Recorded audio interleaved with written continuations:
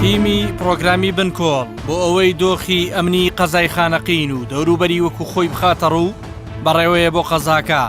لە بازگەی باوە مەحموود کە بازگەیکی هاوبەشە لە نێوان هێزەکانی یاسایشی گەرمیان و پۆلیسی دیالە و هێزەکانی سوات ڕێگری لە تیمەکەی ئێمە دەکرێت هەرچەندە پێشتر بۆ چوونمان بۆ خانەقین ڕێکەوتن لەگەڵ بەرپرسانی ئیدارەی قەزاکەش کراوە. ڕۆژی سیویەکی مانگی ڕابردووش ژمارەیەک چەکداری داعش بە چەکی بیکەیسی و قەناس تەقەیان لە بازگەکە کردووە.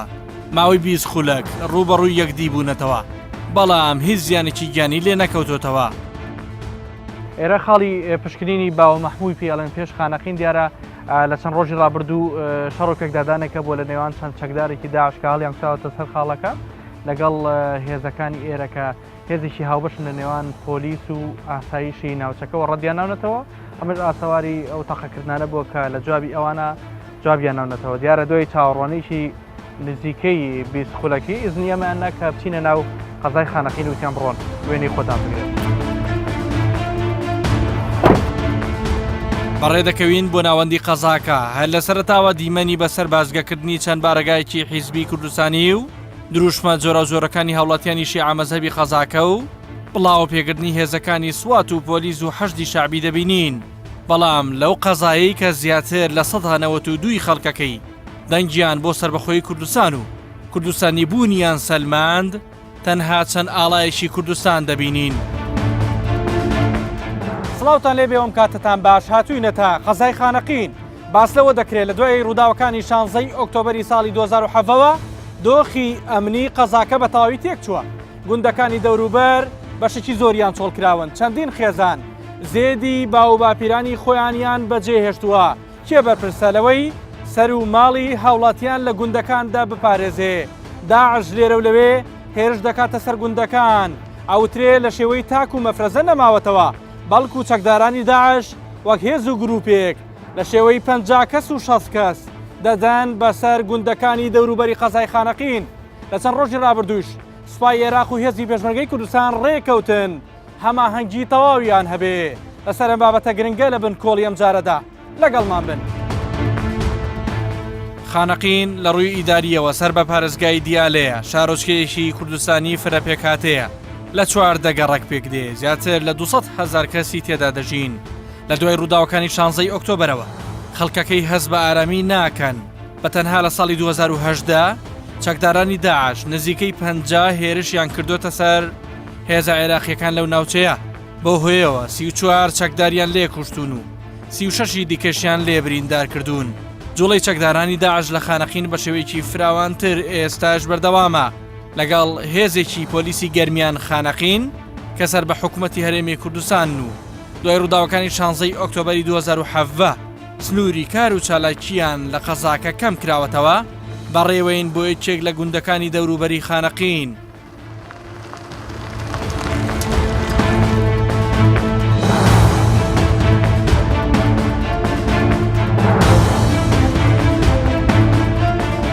بەپێی ئامارە نافەرمیەکان لە دوای ڕووداوەکانی 16 ئۆکتۆبەری 2007ەوە زیاتر لە 500 خێزان لە خانەقینەوە بەرەو ناوچە ئارامەکانی کەلار و سلێمانی و هەولێر کۆچیان کردووە. هاوکات زیاتر لە 1600 خێزانیش گوندەکانیان چۆڵ کردووە. لە بەرامبەریشدا دەیان خێزانی عەرەب لە دیالەوە ڕوویان لە خانەقین کردووە. زیاتر لە 25 گوند بەشێکی زۆری گوندنشینان چۆڵیان کردووە. لەو ژمارەیەش 8 گوندی کوردنشین بە تەواوی چۆڵ کراون. لێرە دیمەنی ژەنگگرتن و کڵۆمی سەر دەرگاکان و داتەبینی دیواری ڕاگری ماڵەکان زۆر شتمان پێ دەڵێن. ئێرە گوندی محەممەد شێربەگە ئێمە بە هاوکاری تیمێکی پۆلیسی گەرمیان خانەقین هاتوونێتە گوندەکە. پێشتر ئاگدار بووین کە لەم گوندەدا 4 کەسی گوندنشین بە دەستی چەکدارانی داعش کوژرابوون، شەهید کرابوون، سەریان بڕیبوون وەک چیرۆکەکە باسەکرێ. بۆیە لێرە مەترسێکی زۆر بڵاوبۆتەوە. تەنانەت ئێستا چەند ماڵێک لەم گوندە گەورەدا ماون، هەندێکشیان لە گوندی مەردان کە بە تەواوی چۆڵ کراوە، هەندێک خەڵکی دانیشتی گوندی مەردان هاتوونەتە ئەم گوندات.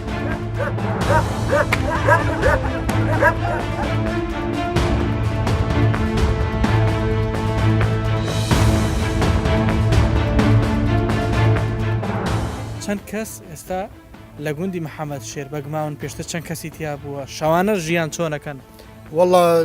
لونا تقريبا 29 مال لم لعبوا ئێستا تقریبا 12 ماڵی ماوە زەماڵ ماونێرە 12 ماڵ ماون لەوراش بەخوا بە شەو لە سەعات ئیوارانە و لە 5 و تاکو و حەوت بەیانی 6 بەیانی حرەسیات ئەگرین و بە ڕۆژیش ناتوانین دەرچین یعنی حتا بۆ بازار ئێوارە لە پێنجی تاکو و هەفتی بەیانی چۆن حرەسیات ئەگرن چۆنانی والله ئەوە نقطەمان کردووە لە بانخانی حرەسیاتە نقطەی کە بڵێن بلاجکتۆرەکەی لەسەر حرەسیاتە ئەتوانی بڕۆینە بان تەمەشایشی بکەیت بێگومانە نقطەگا ئەوەیە لە نقطەکانە لە نقطەکانە وەڵام منداڵمان و ئایلەمان و ژن پیر و پیا و پیر و ئەوانەی بوو دە تەقەی بەخوا قیژ و قاش ئەو ڕۆژە تەقیان لێمان کرد ناتوانانی مناڵان بۆسیدە و یاخۆتان خۆتانە پارێزن وەکو خەڵکی گوندەکە پارێزین بە شورتەی گەرمیان لەبان مەدرسەگەیە لە لامان لەوێ چوار ماڵمان هەیە حرەسیاتی تایە هەموو ماڵەکان بە شەوانە گردە بوون مثلەن ماڵی مە چوار عایلە دێدە تێی و حرەسیاتە گرین ئەو ماڵەگەی تریش ئەو نقطەی تریش هەم 4-5 ماڵ ئەڕواتە ماڵ بەرژەوەندیتان لێرەیە کە چۆڵی ناکەنیان نەخێر ناتوانن بەجێ بێڵن گوندی خۆتان ئاوی خۆتان والله ئەگەر ئێمە چۆڵی بکەین و ئەوەی چۆڵی بکە و ئەوەی شۆڵی بکە حەساوکە خانەقین شۆڵەکەین خاکی خانەقینی مە 30 ساڵ چۆڵمان کرد ئێستا دی یان ئەمرین یان چۆڵی ناکەین 30 ساڵ بەسە من خۆم منداڵ بوومە لەملا 7 ساڵ عمرم بووە ڕۆیشتمە عمرم بووە 40 ساڵ گەڕامەتەوە بۆ ئێستا خۆم و منداڵم ئەلەیرا بکوژرێن یەڵا چۆڵیەک مناڵەکانە خوێنن بەڵێ خوێنن ئەچنە مەکتەب لێرە مەکتەبە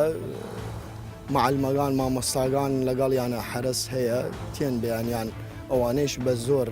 قانعمان کرد کە وتیان ژیانی ڕۆژانە گوزارێنێنانی بەچی و مەشغوڵن مەڕداری و شتی وە فەلاحە والله هەیە مەڕی هەیە مەشغوڵە پێ و هەیە مثلەن ئەڕوا بۆ عمالەی کاری و هەیە پێشبەرگەیە و چەند گوند چۆڵ بووە لەم منتەقەیە والله حالیان گوندی مەردان چۆڵ بووە حسێن مەمە چۆڵ بووە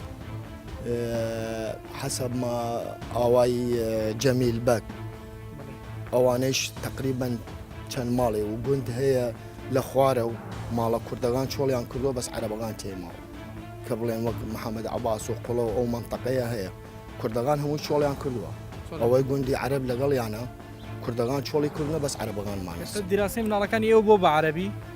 نانا وتیانەکەینە عەرەبی تاگە لە خانەقین بخۆنن بۆینێ ناتوانین لێرا وتم بەخوا ناکەینە عەرەبی و ئاوایەگەیش لە بەس من هەمووی قبول ناکەین لەم ماڵەدا پێشتر ڕوبەڕووبوونەوەی چەکداری هەبووە ئاسەواری فیشەک بە زەوی ماڵەکەەوە دیارە ئەوان چەکیان بۆ بەرگری لە خۆیان هەڵگرتووە بە ڕۆژیش هەر پێویستان بە ڕۆژیش هەر مقێتی ئاوایکەی من بە شەو فەرەتر بە شەو زیاتر بەتامان بە شەو زیاتر تامان تا نقطەیەکی حرەسیاتی دیکەش لە پشتانەوە بینین وانە؟ ئەوە شۆرتەکانە شورتەی گەرمیانیش لەوێ لەگەڵتان ئەوش لەگەڵمانەوە نقطەتیش لە خوارەوە لە سەربانی ئەم ماڵەدا چەند گۆشەیەک دیاری کراوە بۆ چاودێریکردنی ڕەوشی گوندەکەیان تەنها هەر لێرش نییە بەڵکو چەند ماڵێکی تر بەردەوام لەلایەن پیاوانی گوندەوە چاودێری تێدا دەکرێت بێجگە لە گوندنشینەکانیش هێزێکی پۆلیسی خانەقین گەرمیان لێرە جێگیر کراون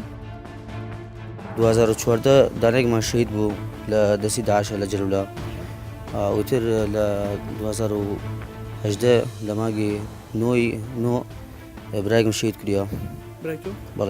بەڵێ بەدەستی داعش شەید بەڵێ لە دەستی داعش شەید کردیاوە هەر لەم گوندەیە بەڵێ چۆن شەیدیان کرد وەڵای تر پێشمەرگە نەماوە ئاسایش نەماوە حکوومەت نەماوە لە گەڕیانەوە کوردستانە ئێترەوە کێشەکەیتان کوڕ برامە ئەوە کە ئەوڵ شەهید بوو لە شەڕی داعش لە جەلەولا لە کوباشی ئەوڵ شەهیدی داعش ئەمە کوڕ برامە شۆڕش عەدنان عەلی حەیدەر و ئەو گوندە زۆر شەهیدیدا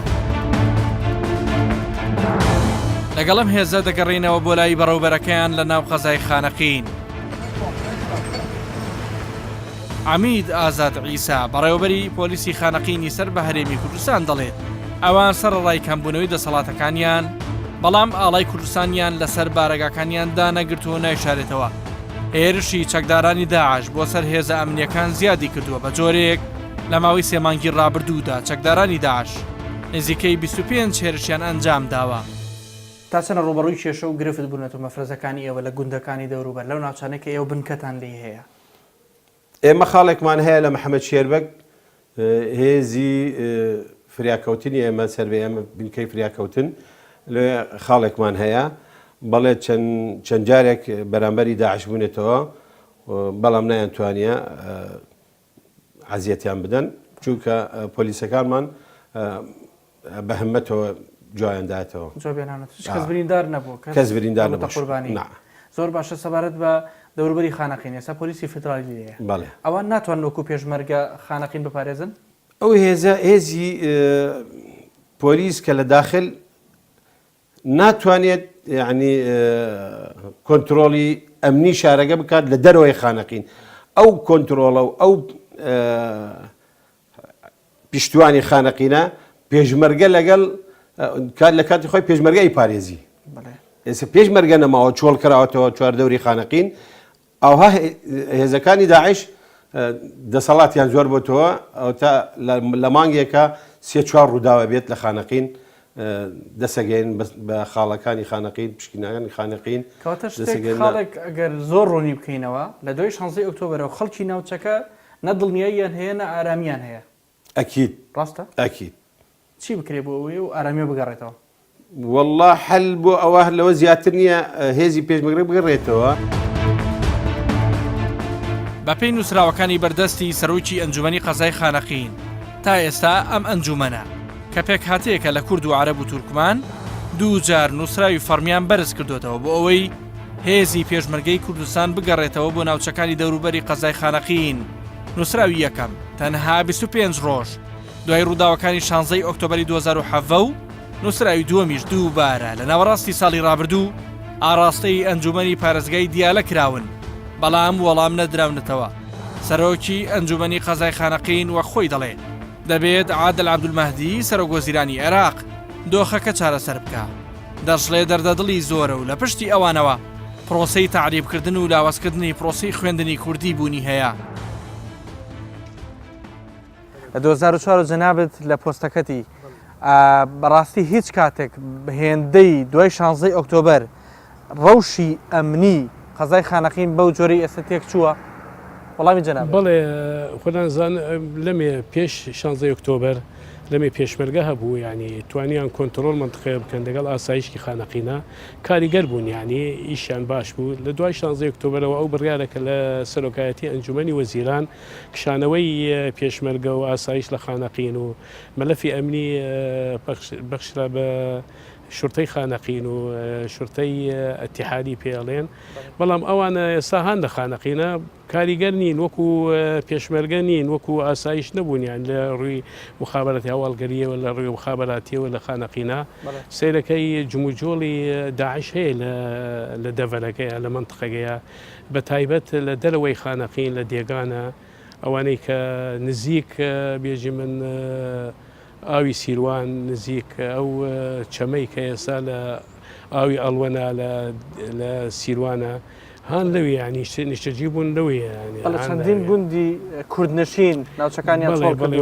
وەکو مەردان وەکو منطقەی محەممەد شیربەگ ئەتوانم بێژم هاوڵاتیان لە منطقەی یوسفبەگ هاوڵاتیان دوای 16 ئۆکتۆبرەوە خەڵک بەڕاستی ینی یەک دڵڕاوکەی کەفتنە و خەڵکە لە خانەقینە بە تایبەت ئەتوانم بێژم خانەقینیان بەجێ هێشت یعنی نەک بێ، بەڵام لەبەرەوە خۆشەویستی شارەکە لەلایەن هاوڵاتیان یعنی ماون لەمێ ئەوە نییە بێژین، بەڵام ئەو ئیشانە کە خۆشەویستیان بۆ شارەکان ماونەتەوە ئەگەر نا دڵڕاوچی هەیە دڵی ئێستای شەیە ئەم دڵڕاوکی هەیە توانم بێژم بە تەنانەت لە دێگان ئەوەی کە لە دەرەوەی خانەقینن نەبەستە ناو بێژی من هاوڵاتیانی کورد ئەتوانم بێژم لە لای عەرەبەکانیشە. دوو جار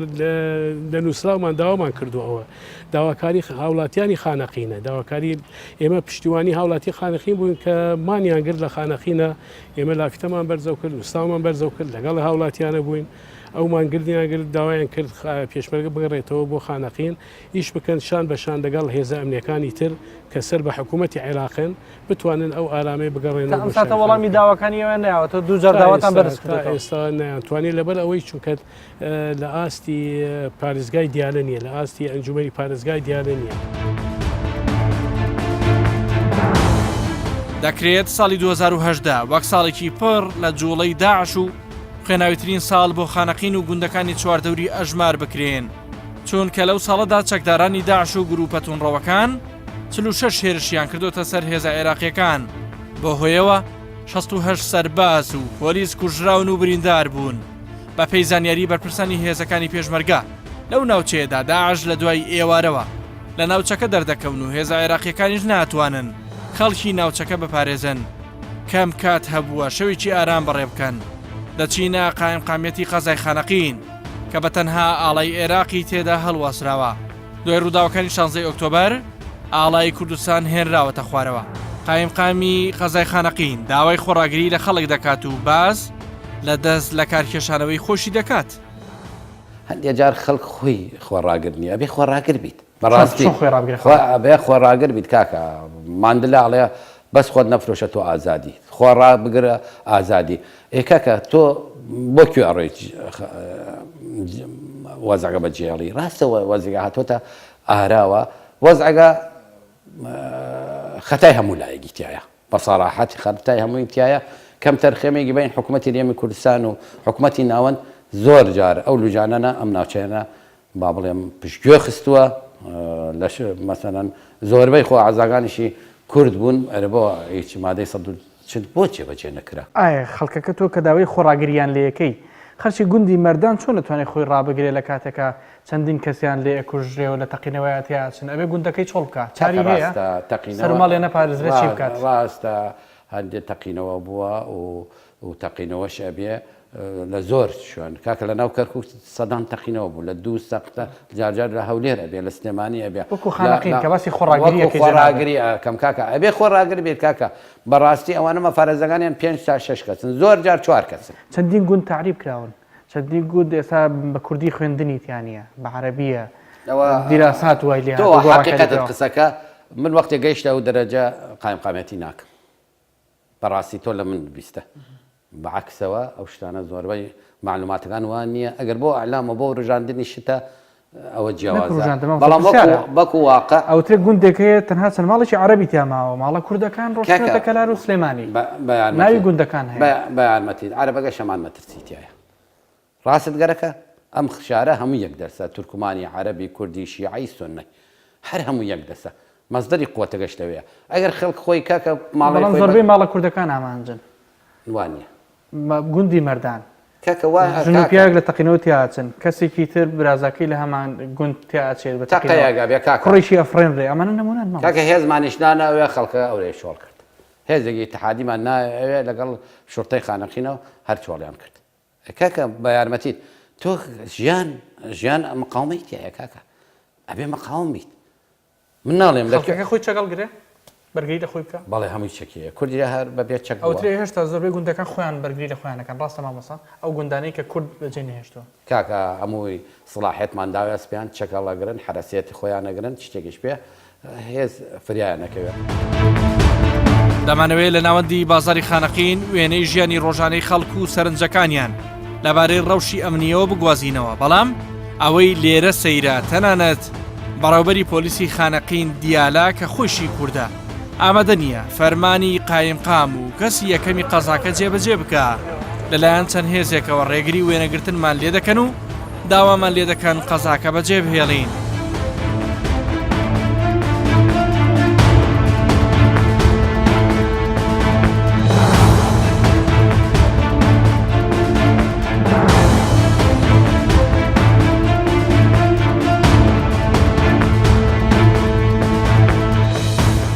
دەچینە بارەگای فەرماندەی لیوای سێی پیادەی هێزی پێشمەرگەی کوردستان کە فەرماندەیەکی هاوبەشی هێزەکانی پێشمەرگەی کوردستانە فەرماندەی لیواکە ڕاشکاوانە دەڵێ لە دوای 2023ەوە کە ئەو ناوچانە بەدەست پێشمەرگەوە بووە هێندەی ئەم چەند مانگەی دوایی هێرش لەسەر خانەقین و ناوچەکانی دەوروبەری ئەنجام نەدراوە جێگری فەرماندەی لیواکەش دەڵێ سوپای عێراق ناچار بووە ڕێکوتن لەگەڵ هێزی پێشمەرگەی کوردستان بکە بۆ دروستکردنی هەماهەنگی لەگەڵ پێشمەرگە و بۆی دەرکەوتووە بەهۆی نەشارەزاییانەوە ناتوانن ناوچە کوردستانیەکان بپارێزن.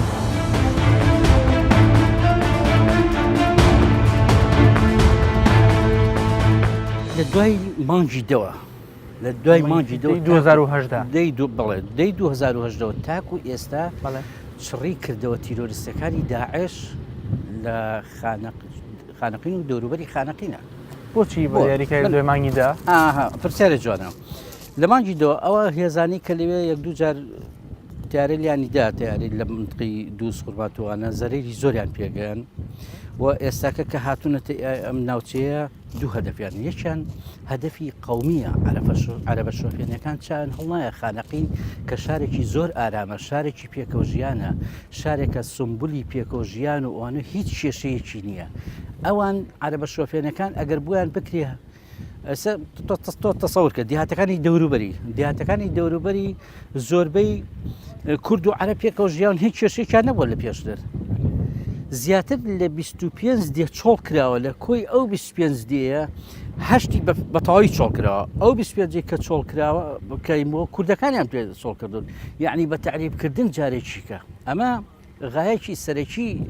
عەرەبە شۆفێنەکانە غای دۆمیان غای داعش خۆیەتی لێدان لە مۆڵگەکانی شڕتەی ئیتیحادی لە جێیشی عێراقی لە حشدی شەعبی و ئەوە تا خۆتانزان لەم ئاخرەیە باشیان داوەتەوە هێرشیان کردە سەر فەوجێکی لیوا کەشمان خەڵک چەندێک لە دەستی چەکدارانی داعش بێزارانگەش لە حشدی شەعبی قسەیەوە چییە؟ بڵێ خۆی حشدی شەعبی هێزێکی منەظەم نییە هێزێک نییە کە ڕێکخرابێ وەکو بۆن وەکو ئەم لیوایەمەیەن وەکو هێزێکی منەظەمی تەنزیم کرابێ و گۆش کرابێ لە ڕووی سەقافی و لە ڕووی سەقافی عەسکەریەوانە هێزێکی میلیشیاین ئەتوانم وا بڵێن کە ئەمە بوو پاپەت نابێت بە زۆر بە ڕێنمایی و بە زەوابەت و بە سیاقاتی عەسکەریەوە هەرچیەک بێت گوێ نادادێ بۆیە زۆر جار حشدی شەعبی ئەگەر فعالیاتێ بکە یا مدەهمێ بکە لەوانەیە هەندێشت هەیە خارجی عەسکەریە و ئەو حشدی شەعبی تۆ دیهاتەکان بپارێزێ هیچ کەسێک وەکو کورد وەکو پێشمەرگە ناتوانێت بە دڵسۆزی بە ئامانەتەوە لە دیهاتە کوردیەکان بپارێزێ حشدی شەعبی زۆر مهتەم نییە بۆی پێت ئاوایی مەردانی تۆ بپارێزێت. پێشمەرگە ناچار هەماهەنگی بکایان سوپای عێراقی بووی دەرکەوتۆ بەبێ کورد ناوچە کوردستانیەکانی بۆ ناپارێزرێ بە تاکید سوپای عێراقی ناچار بووە و ناتوانێت ئەو ناوچانەی کە پێشتر لە دەستی پێشمەرگەی کوردستان بووە ئەمنێتی بپارێزێت ناتوانێت ئەمنێتەکەی بپارێزێت و ناچارش بووە وەگە ناچار نەبووایە لەگەڵ ئێمەدانە نیشت و هەم دۆخی ئەمنێکە وای لێ کردووە هەم هاوپەیمانانیش گوشاریان کردوێت. لە هەفتەی ڕابردوو هەردوو وەزارەتی پێشمەرگەی هەرێمی کوردستان و وەزارەتی بەرگری عێراق ڕێکەوتن لەسەر دروستکردنی 5 لیژنەی ناوچەیی و لیژنەی باڵای هاو ئاهەنگی هاوبەش بۆ تاوتوێکردنی دۆسی ئەمنی ناوچە کوردستانیەکانی دەرەوەی ئیدارەی هەرێمی کوردستان یەکێک لەو کەسانەی کە ئەندامی لیژنەی باڵای هەماهەنگی دەبێت ئامینداری گشتی وەزارەتی پێشمەرگەی حکوومەتی هەرێمی کوردستان فەریق جەباریاوەرە ئەو دەڵێت لە خانەقینەوە تاوەکو ڕەبیعە هێزی پێشمەرگە لەگەڵ سوپای عێراق کاری هاوبەش دەکات و پێکەوە ناوچەکان بەڕێوە دەبن لەبارەی دۆخی ئەمنی خانەقینیشەوە ئەو ڕەوشەکە بە مەترسیدار دەبینێ و دەڵێ کورد ڕۆژ بە ڕۆژ لە ناوچەکە دوور دەکەوێتەوە. هیچ هێزێکی سوپای عێراق لەو ناوچانە نییە ئەو ناوچانە بوونەتە ناوچەیەکی بۆشایی لە نێوانی هێزەکانی سوپای عێراق و لە نێوانی هێزەکانی پێشمەرگە ڕێ نەدراوە هێزی پێشمەرگە بێت ئەو ناوچە نەجارێکی تر بپارێزێ لەبەرەوە ناچارنەوە خەڵکە بە چەکی خۆیان بە فیشەگی خۆیان بە ئیمکانیەتی خۆیان گوندەکانی خۆیان لە هەڕۆشەی تیرروستانی داعشە پارێز چەندین گوندیش چۆڵ کراون کاک جەبار وردە وردە ئەو ناوچانە کە پێشتر زۆر ئەو گوندانە ئاوادان کرابوونەوە بەڵام خەڵک گەڕابووەوە بۆ ناوچەکانی خۆی بەڵام بەهۆی ئەم کارە تیرروستیانە وردە وردە گوندەکان چۆڵە بن وردە وردە تەنانەت ناو شاری خانەقینش خەڵکە خەڵک بڵێن چۆڵیەکاو ئەڕوە بۆ ناوچە ئارامەکانی تر وەکو ناوچەکانی کەلار و ناوچەکانی سلێمانی و ناوچەکانی تر خۆی ئێستا باسی خانەقینەکەی بەڵام هەمان هەرومەرج لە جەرەولایە لە قەرەتەپێ لە تۆسخورماتووە لە خوارووی کەرکووکە لە ڕۆژاوای کەرکووکە لە ناوچەی مەخمورە لە قەرەچووغە لە ناوچەی ڕۆژهەڵاتی مووسڵە ڕۆژاوای مووسڵە ڕەنگە هەندێک شۆن ئەندازەکەی زیاتر بێ هەندێک شۆن کەمتر بێ بەڵام لە مووسڵش لە ماوەیە بە خێزان سەر بڕان لە ماڵەوە هەمان شێوازە ینی هەماهەنگەکەەوە ئەکات دڵنیایی بگەڕێتەوە بۆ ناوچە بێگومان نەدڵنیایی ئێمە هەماهەنگەکانمان و کاری هاوبەشمان لە پێناوی ئەوەیە یەکەم بتوانین ئەو ناوچانە بە هاوبەشی بپارێزین دڵنیای خەڵک بکەینەوە کە بگەڕێنەوە و بمێنەوە لە ناوچەکانی خۆیان ئەو بۆ شایانەی کە هەیە هێزی تیانە هێزی هاوبەشی لێدانین ئۆپەراسیۆنی هاوبەشش بکەین دژی تیرۆریستانی داعش کە بنکە و بارەگایان نێڵین کە کۆتاییان پێوێنین لەو ناوچانە پێشمەرگە بگەڕێتەوە بۆ ئوسنورانە ئەبێ بە هاوبەشی لەگەڵ سوپا بێ گومان بە یەکەوە دەبین چۆڵی ناکەن بۆ پێشمەرگە بڵین با بگەڕێتەوە بۆ شوێنەکەی خۆی بۆی بە زمانێکی زیادە بە خەڵک بڵێ ئێمە بەر لە 2014 هەر بە هاوبەشی لەوێ بوو ئەوەی بۆ هاوڵاتیانی کوردی ئەو ناوچانە گرنگە کە ڕۆژ و شەو لە دڵە ڕاوچێدا بەسەر دەبن دابینکردن و گەڕانەوەی ئارامیە بۆیان منداڵانی گوندەکانیش لە مەترسیدان کە نەتوانن بە زمانی شیرینی کوردی درێژە بە خوێندنی خۆیان بدەن لەم قەڵایی پشتی ئەمە کە قەڵای فەوجی یەکی لیوەی سی پیادەیە لە چەند ڕۆژی ڕابردوو چەند چەکدارێکی داعش پەلاماری قەڵاکەیاندا هێرشێکی شکست خواردویان ئەنجامدا پێشمەرگەیەک بە سووکی بریندار بوو ئێستا ڕەوشەکە لە ناوچەی باوە مەحموود تەواوی ناوچەکە بە تەواوی ئارامە تاکە چارەسەریش بۆ دۆخی خانەقین و دەوروبەری وەک هاوڵاتیانی قەزاکە دەڵێن گەڕانەوەی هێزی پێشمەرگەی کوردستانە بۆ ناوچە سنووریەکان بۆ پاراستنی سەر و ماڵ و ئارامیان تا بەرنامەیەکی دیکە هەموو لایەکتان لە خۆشییا بن خواتان لەگەڵ